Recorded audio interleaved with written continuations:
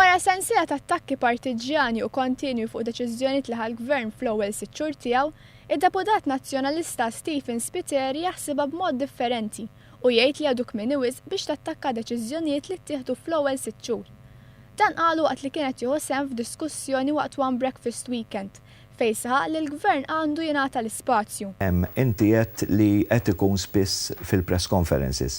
Jiena milux iċċekajtu wkoll qedlu qed tieħu r-rigni kollha f'idejk għax ħadd ma jitkellem minn naħli fuq dan l-aħħar, però l-attakki li saru mill-Partit Nazzjonalista u l-Spiteri kienet jirreferi għalihom kienu dwar il-promozzjonijiet li saru fl-Armata minn Gvern ġdid.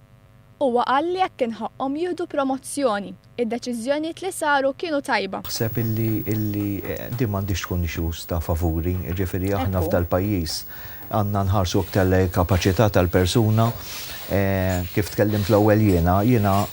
Dan jikkontradixxi bil-kbir dak li qal Simon Busuttil ftit tassijat ilu f'Ħażebbuġ.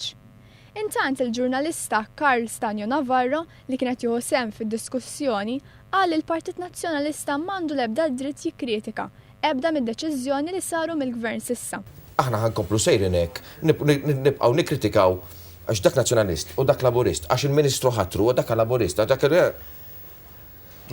ta' nifsek u tajt ma kbirna qatt.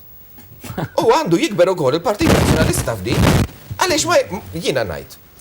Il-Partit Nazzjonalista llum m'għandu ebda dritt jikkritika fuq ħatrit u promozzjonijiet, l-ebda dritt.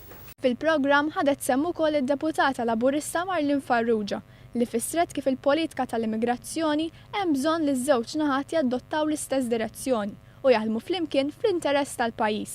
Hemm eluf ta' daqsxejn ta' pajjiż li tibqa' mbella tajt ma possibbli aħna wasalna konna qegħdin fi stat illi jsiru dawn l-affarijiet fuq ħutna Maltin u bejn ħutna Maltin dan m'għandu qatt isir. Mela wara li dawn l-inġustizzi jiġu nneutralizzati ejja ħalli veru aħna nimxu l-qoddim bħala pajjiż wieħed u Malta tagħna l-koll.